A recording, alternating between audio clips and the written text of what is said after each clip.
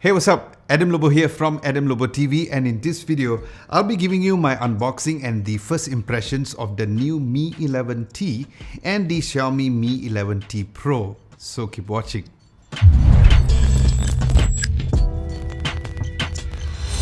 Now, since I did not have the box for the Mi 11T, here's the unboxing process of the Mi 11T Pro, as the box comes in white with the 108 megapixel ultra clear camera logo on the top left, the Mi logo on the top right, 11 in the middle, and Xiaomi Mi 11T Pro and the sound by Harman Kardon down below.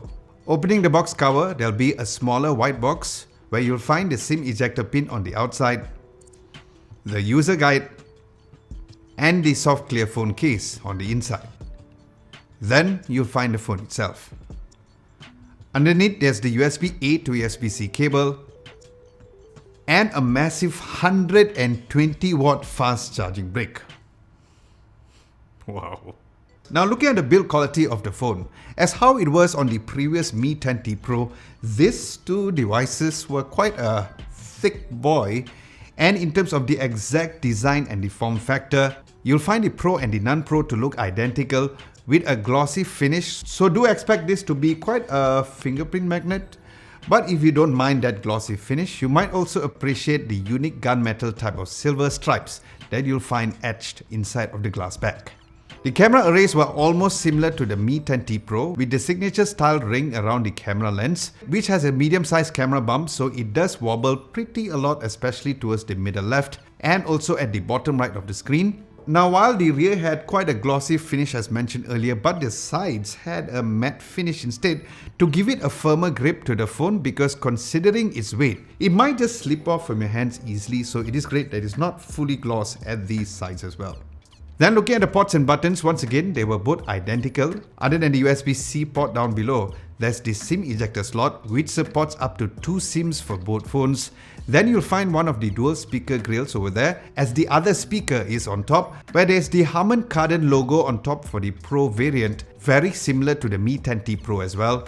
But I'm eager to know whether or not there is a huge difference in sound quality when comparing both, so stay tuned for my answer.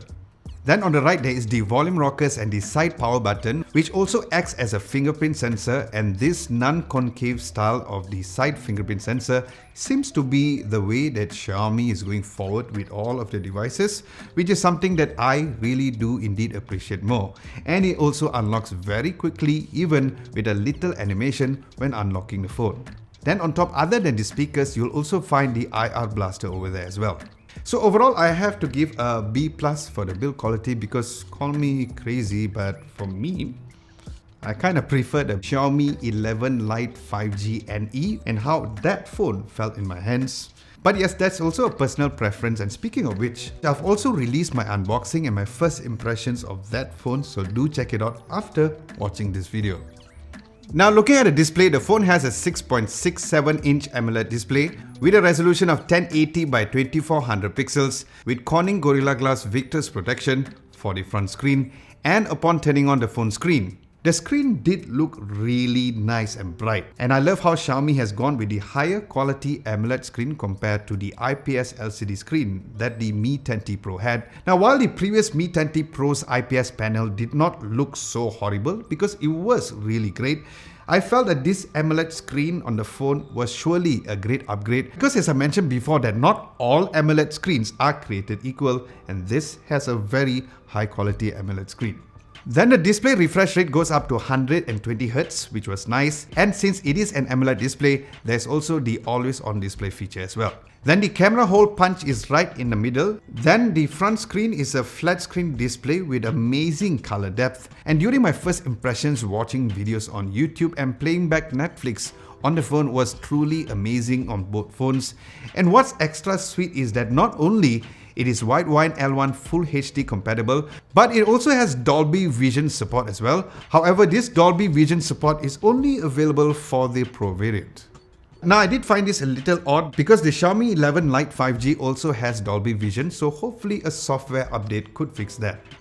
Then what I found interesting is that while both screens do become very bright, but the auto brightness mode on the Pro was better, as it was on a nicer level of brightness. So for the phone screen, I'd give this an A- for the overall look of the screen for the Pro variant, and probably a B+ for the non-Pro variant, because of the auto brightness feature and of course not also being able to have Dolby Vision support.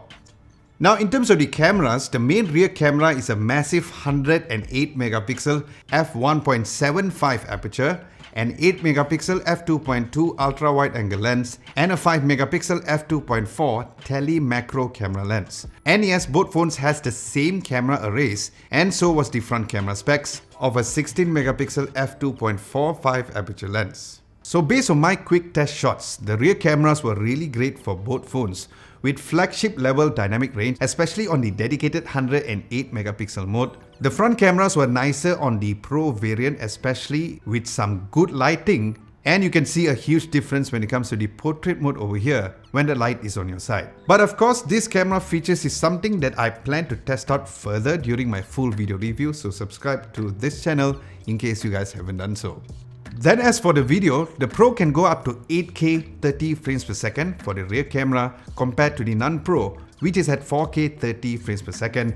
Then the Pro can record up to 1080p 60 frames per second, but the non-Pro can record up to 1080p at 30 frames per second. And I still do not know why until now that both phones cannot record up to 4K. So yeah. But the overall video quality on the 4K video was really nice on the main lens for the rear, and the front video quality was still good, especially on the image stabilization, but the footage did look better on the Pro variant, especially on the dynamic range. Next, looking at the specs for both phones. For the non-Pro version, it comes with a MediaTek Dimensity 1200 chipset with the Mali G77 GPU, with 8GB of RAM with 128GB of UFS 3.1 storage, and the battery capacity is at 5000 mAh of battery. Then as for the Pro variant, it comes with a Snapdragon 888 chipset with the Adreno 660 GPU, and the variant that I have is the 8GB of RAM and 256GB of UFS 3.1 storage. Then as for the battery, it has the same size of 5000 mAh of battery.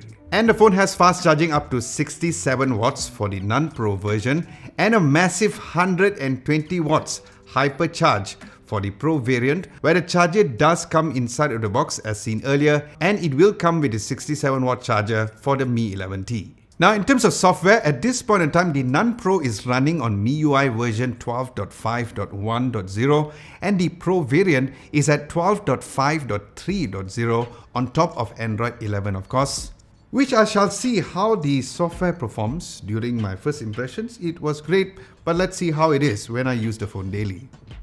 So as of the recording of this video, there's no official price for the phone that has been announced yet here in Malaysia or any country just of yet. So stay tuned for that, where I'll either update that at the pinned comment below on the pricing, or let you guys know during my full video review. So guys, with this, do let me know what exactly that you would like to specifically know about the Mi 11T and the Mi 11T Pro at the comment section below, and either I'll reply to your comments directly down there, or I might be answering to your questions directly when I do a full video review of the phone.